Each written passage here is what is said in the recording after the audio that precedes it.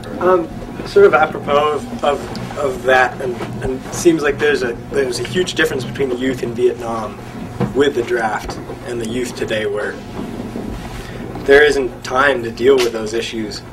Also, the journalism looks a lot different from back in Vietnam. Like, people aren't seeing those images of soldiers' or kids' arms on TV at dinner time anymore. And I was wondering if you guys could comment a little about that and what gets filtered out of Iraq and learn their lesson in Vietnam. Yeah. Not to show what's going on. That's why we have embedded reporters, and you don't see any of it. And so if someone doesn't see it, they go to school, they come home, they're never exposed to what's happening. How can you really?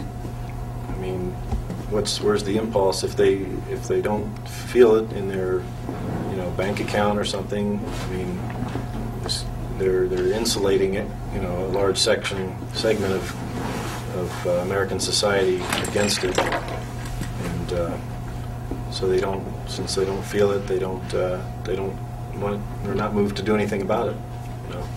Most of the news, major corporate media, is owned by the same corporations that are benefiting from this war.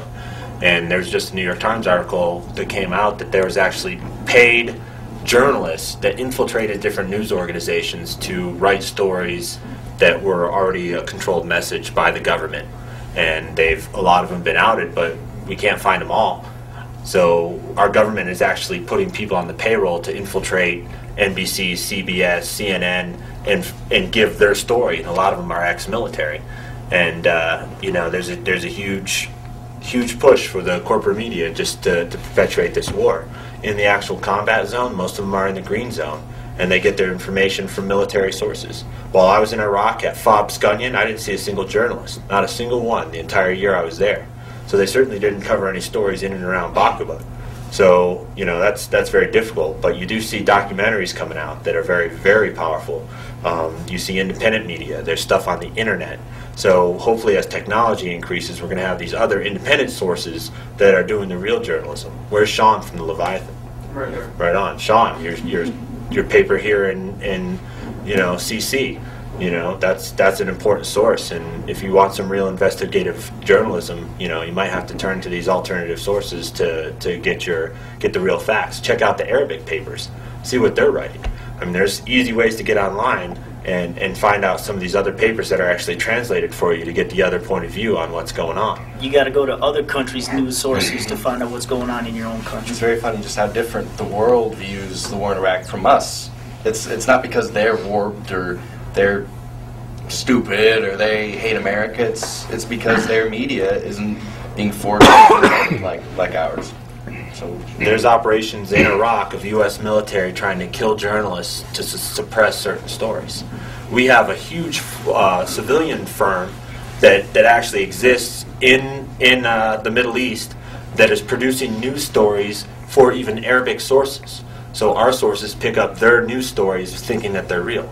So there's a huge information war, mind war that's going on around this fight. I mean, the whole idea that Muqtada al-Sadr is supporting a huge nationalistic resistance of the occupation is something we don't really hear. We just hear that he's some sort of terrorist or Iranian-backed Muslim radical sheikh, or cleric. But we don't know the whole story on what's going on behind the scenes.